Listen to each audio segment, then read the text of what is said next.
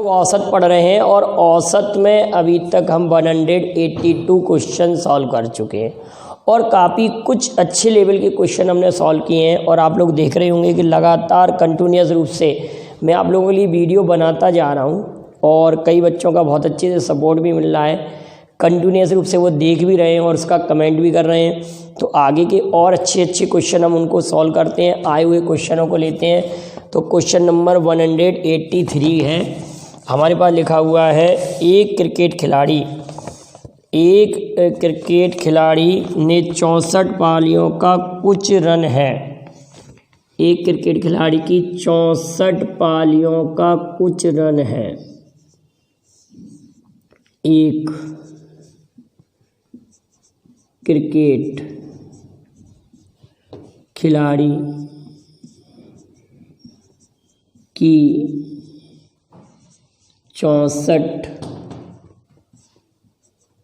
पारियों में कुछ रन है।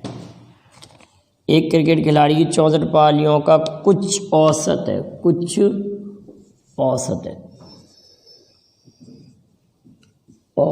है, बड़े ध्यान से लिखेंगे। 65वीं पारी में वो कोई भी रन नहीं बनाता। 65वीं पारी में वह कोई भी रन नहीं बनाता। वह कोई भी रन नहीं बनाता है। 65वीं पारी में वह कोई भी रन नहीं बनाता, जिसके कारण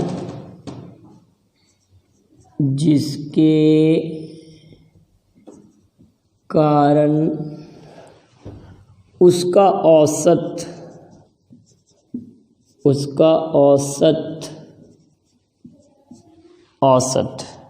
2 रन गिर जाता है। 2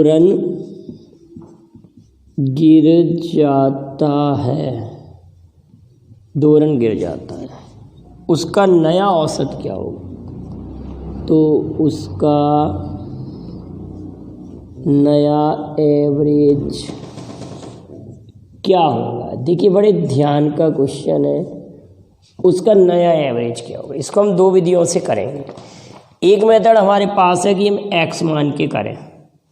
एक मेथड क्या है कि आप x मानिए, माना कि 64वीं पारी तक एवरेज सॉल्व अगर हम करने बैठ रहे हैं तो अगर हम एक है माना कि 64वीं पारी तक, माना कि 64वीं पाली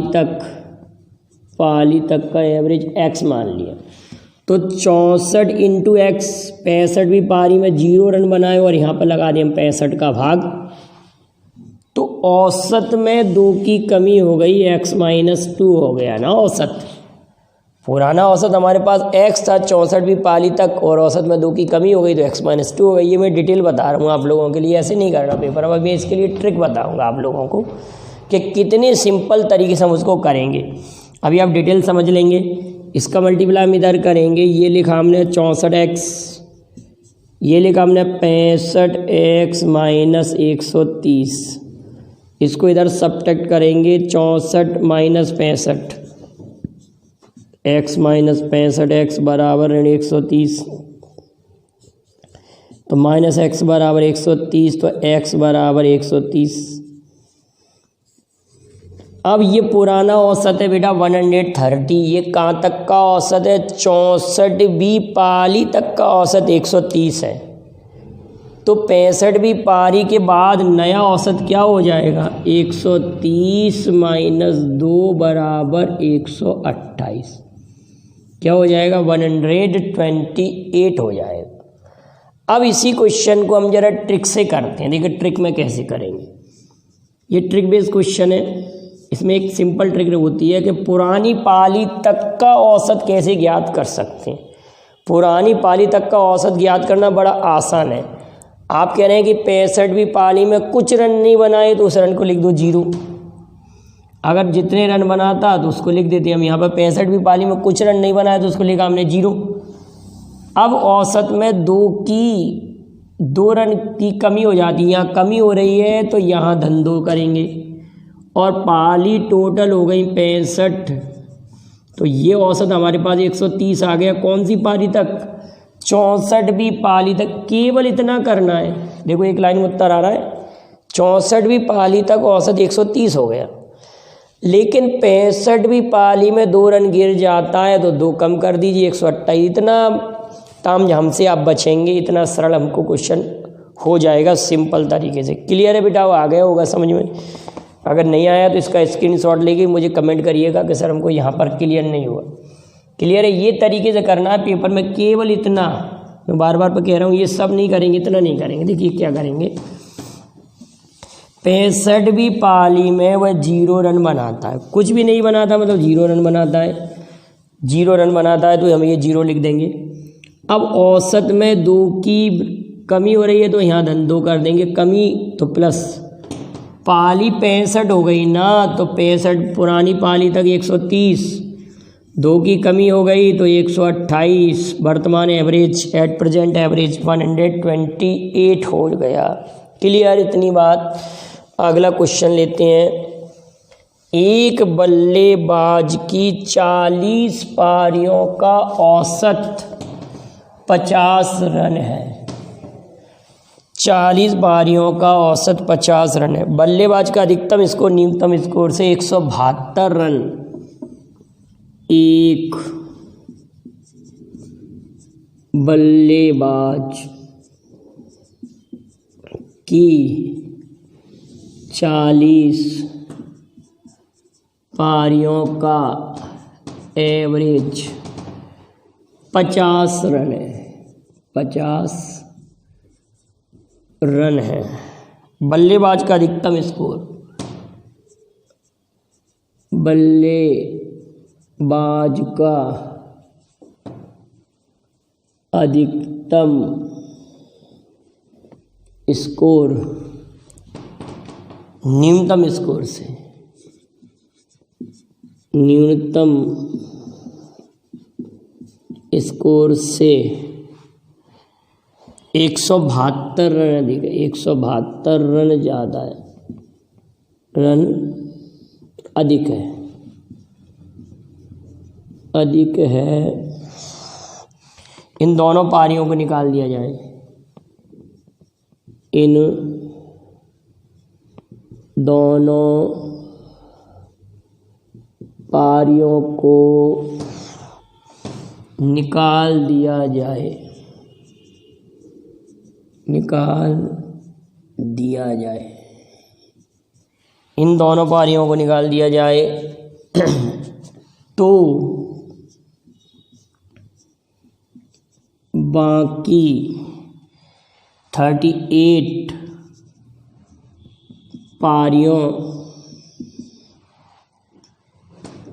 का एवरेज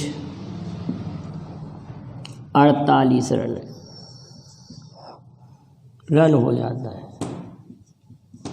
हो जाता है।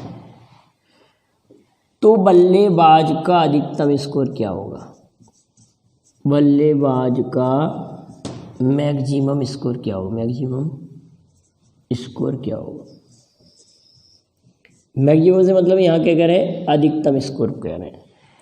आप मुझे एक बात बताएं बेटा कि अगर मैं कहता कि 2 संख्या, एक मैक्सिमम नंबर है और एक मिनिमम नंबर है, उन दोनों का सम हमारे पास है 84। एक उदाहरण ले रहे हैं। एक हमारे पास मैक्सिमम नंबर है और एक मिनिमम नंबर है, दोनों का सम 84 है।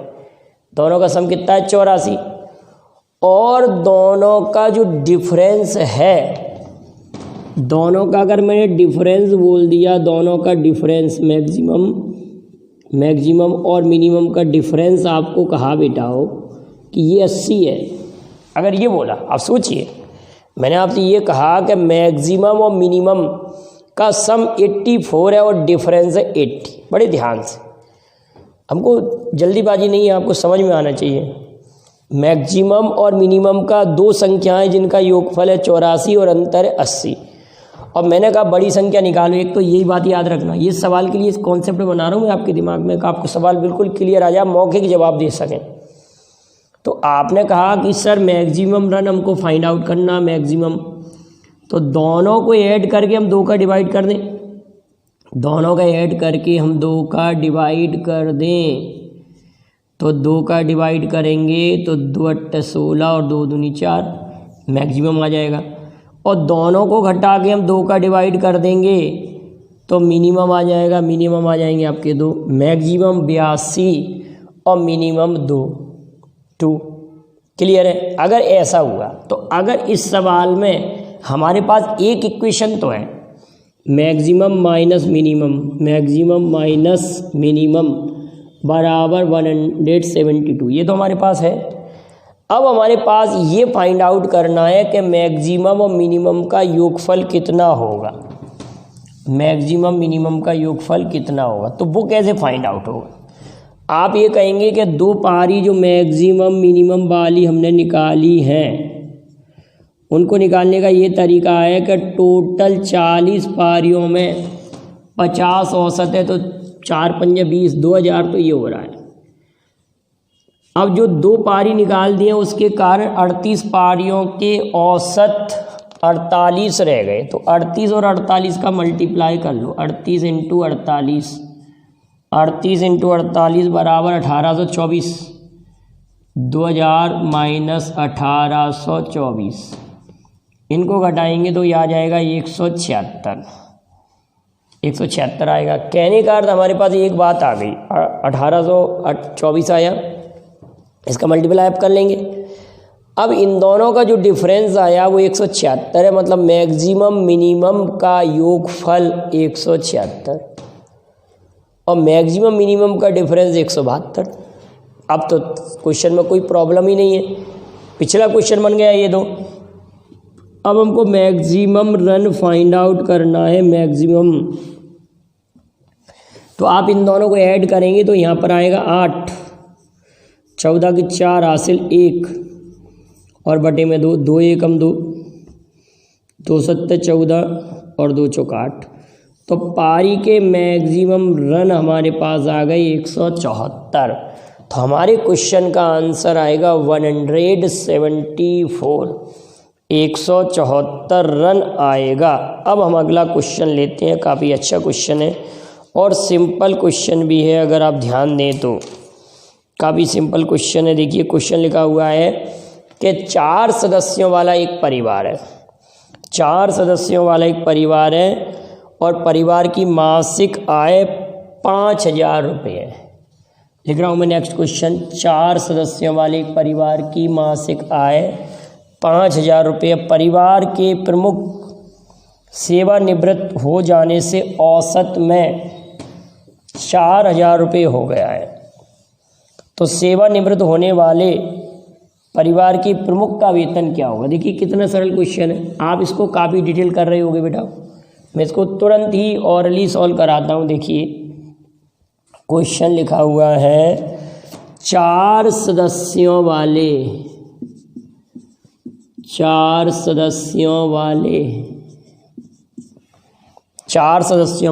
एक परिवार की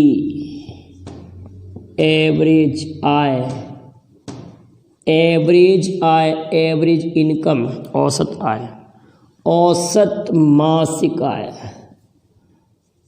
औसत मासिक आय 5000 रुपये। आप समझिए जरा सवाल को, 5000 रुपये है, औसत मासिक आय 5000 रुपये। परिवार के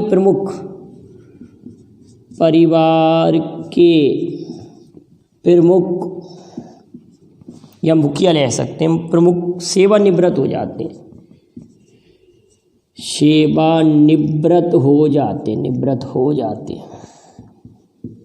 हो जाते हैं और औसत आय 4000 रुपये हो जाती है, और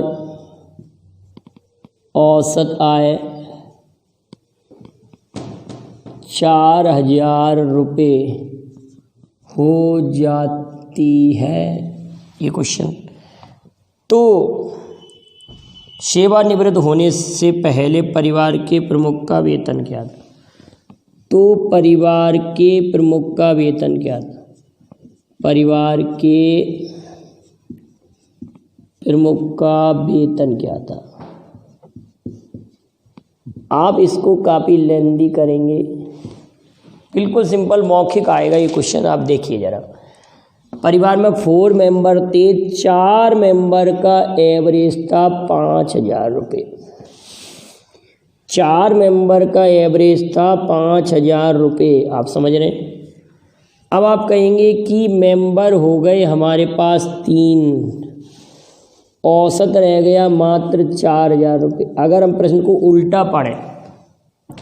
उल्टा पढ़ें कि 3 सदस्यों की मासिक औसत आय 4 रुपये, एक नए सदस्य को सम्मिलित किया गया, चौथे सदस्य को इंक्लूड किया गया है, तो आय में 1,000 की ये वृद्धि हुई। हारी मान के चल रहे हैं हम इसको, ये 4,000 रुपये और ये 5,000 रुपये, जीरो नहीं बढ़ा रहे हम, टाइम खराब नहीं कर रहे उसमें जीरो लिखने में।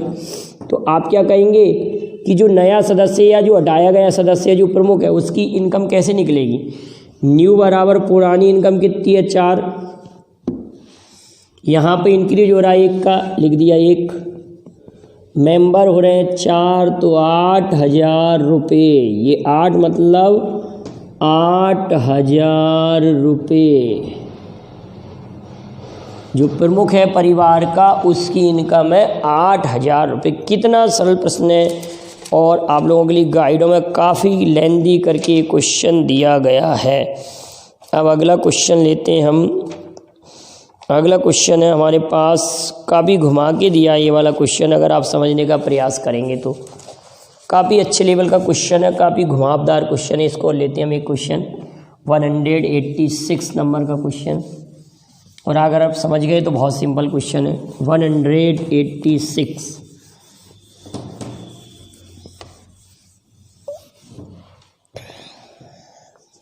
क्वेश्चन है, वेस्ट इंडीज के 4 खिलाड़ियों, वेस्ट इंडीज के 4 खिलाड़ियों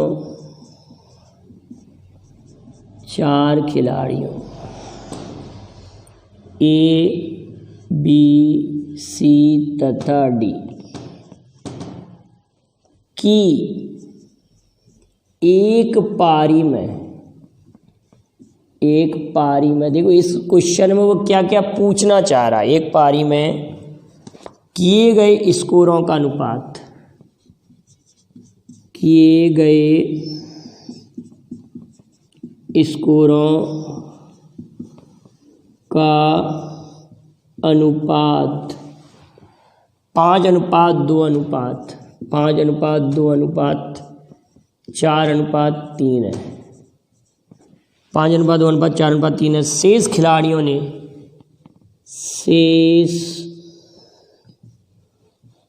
खिलाड़ियों ने इन चारों द्वारा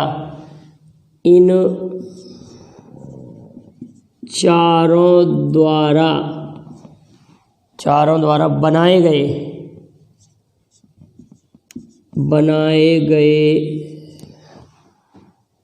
गए स्कोर का आधा स्कोर किया।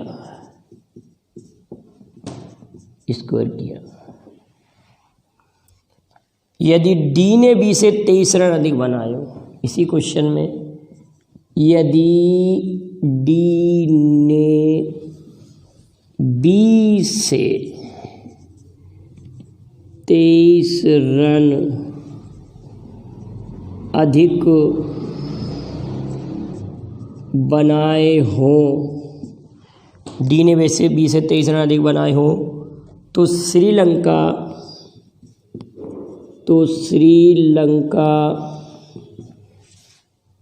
का कुल स्कोर क्या होगा, जिसने वेस्ट इंडीज के स्कोर से वेस्ट इंडीज के स्कोर से,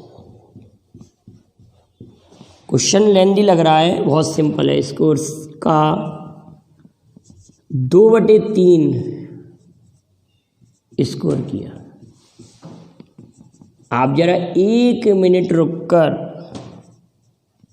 आप इस क्वेश्चन को 1 मिनट के अंदर जरा सॉल्व करिए। इसको वीडियो को पॉज करके इस क्वेश्चन को 1 मिनट के अंदर आप सॉल्व करें। कैसे करेंगे, अब मैं इसको सॉल्व करा रहा हूँ, आप 1 मिनट रुक कर सॉल्व करके देखिएगा। देखिए बेटा, आप इसको समझ जाएंगे तो काफ़ी सिंपल क्वेश्चन है। और इसमें ऑप्शन भी दे रहा हूँ मैं आप लोगों के लिए, ABCD ये ऑप्शन है हमारे पास। ऑप्शन लिखा हुआ है 161 आया हुआ क्वेश्चन है आप लोगों के लिए व्यापम की किसी परीक्षा में। 644, 322 और 484, ये 4 आपके पास ऑप्शन है, ऑप्शन भी लिखे हुए। अब हम इस क्वेश्चन को कैसे करते हैं, आप देखिए जरा कितना सरल तरीका है। आपने देखा कि ए के लिए ये दिया है, बी के लिए ये, सी के लिए ये और डी के लिए ए। अब कह रहे हैं डी ने बी से 23 रन अधिक बनाए, तो 23 में डी का बी से अंतर कितना है। यहाँ डी रखा है, डी 3 और बी है 1। डी का बी से अंतर है 23, तो यहाँ अंतर कितना है, दोनों का डिफरेंस 1। अब पूरी टीम का अगर इसको निकालना चाहें, इन चारों प्लेयर का इसको निकालना चाहें, तो इनको जोड़ेंगे। 4 धन 3 7 5 2 7 14। क्लियर है, ये चारों प्लेयर का स्कोर हो जाएगा 23 × 14। अब हमारे पास अन्य प्लेयर जो बचे हैं, अन्य प्लेयर हैं, उनका स्कोर इसके स्कोर का आधा है। अन्य प्लेयर है उसका स्कोर इनके स्कोर का आधा है। तो अन्य प्लेयर का स्कोर कैसे निकालेंगे, 23 × 14 का आधा करेंगे, तो 23 × 14 में 2 का पाड़ा पड़ेंगे तो ये 7 रह जाएगा। क्लियर है, अब इसको हम ऐसे कर लें, अगर हम 23 कॉमन ले लें तो 14 धन 7 कितना बचेगा बेटा, 14 धन 7 21 रहेगा, ये 21 आ जाएगा यहाँ। अब ये अगर गुणा करेंगे तो ये तो हमारे पास किस टीम का स्कोर आएगा, अगर इसको सॉल्व करेंगे। आ रही ना बात समझ, थोड़ा स्पीड तो नहीं हुआ। अगर मैं इसको सॉल्व करूँगा तो ये वेस्ट इंडीज की टीम का स्कोर होगा, लेकिन इसके स्कोर का 2/3, इसके स्कोर का 2/3 स्कोर, इसी का अगर हम 2/3 कर देंगे तो श्रीलंका की टीम का हो जाएगा 30 × 21। अब आप ज़रा देखिए, 7 दूनी 14, 4 तिया 12, यूनिट डिजिट पर कितना आ रहा है, 2। अब इसमें किसके मल्टीप्लाई में किस ऑप्शन में आ रहा है, तो हमारे आंसर से ये पूरा मल्टीप्लाई करने की जरूरत। इतना सॉल्व करना था ये क्वेश्चन, कितना लेंदी क्वेश्चन था, आप सोचिए ज़रा। और आप कहते हैं कि पेपर में बड़ा टफ क्वेश्चन था, हम एक्स मान के सर उसको सॉल्व करते रह गए, काफ़ी टफ हो गया क्वेश्चन। ये आप लोग भ्रांति करते हैं। एक बार और मैं समझा रहा हूँ इस क्वेश्चन को, देखिए काफ़ी अच्छा क्वेश्चन बेटाओ। मैं ये कह रहा हूँ कि यहाँ पर डी के जो रन है ना, डी का जो स्कोर है ना, वो बी से 23 रन अधिक है। इसका 23 रन ज़्यादा है डी का, तो 23 में अंतर का लगाएंगे भाग, और टोटल टीम का स्कोर करना, तो टोटल का गुणा करेंगे 14। ये तो टीम का कितने 4 खिलाड़ियों के स्कोर आया है, लेकिन इस स्कोर का आधा अगर मैं पूरे का आधा करूं तो 23 × 14 में 2 का पाड़ा पढ़ूंगा तो 23 × 7 रहेगा। अगर मैं इन दोनों में 23 कॉमन ले लूँ तो 23 14 धन 7 21। अगर इतना मैं सॉल्व करूँगा, ये सॉल्व करेंगे, अगर मल्टीप्लाई इसका मैं करूँगा तो ये वेस्ट इंडीज़ टीम का स्कोर आएगा, लेकिन श्रीलंका टीम का स्कोर इसकी टीम का 2/3 है, इसके स्कोर का 2/3 है, तो ये 7 हो जाएगा। अब हम अगर इनका मल्टीप्लाई करेंगे तो यूनिट डिजिट पर कितना आ रहा है, 2। तो किसी भी मल्टीप्लाई में, किसी भी ऑप्शन में 2 नहीं दिख रहा, तो हमारा इनका मल्टीप्लाई करेंगे तो 322। आप देखिए, सोचिए कितना सिंपल प्रश्न है, और आप इसको कितनी कठिन विधि से 1 मिनट के अंदर कर पा रहे थे कि नहीं कर पा रहे थे। विद इन सेकेंड्स क्वेश्चन होता है बेटाओ। तो और भी कई इंपॉर्टेंट क्वेश्चन है, अगले वीडियो में आपके लिए लेकर आऊँगा। जब तक आप इतने क्वेश्चनों को नोट कर लें, और क्वेश्चन और वीडियो के जो पढ़ाने का जो तरीका पसंद आया हो तो इसको लाइक और शेयर करेंगे। Thank you very much. जय हिंद, जय भारत।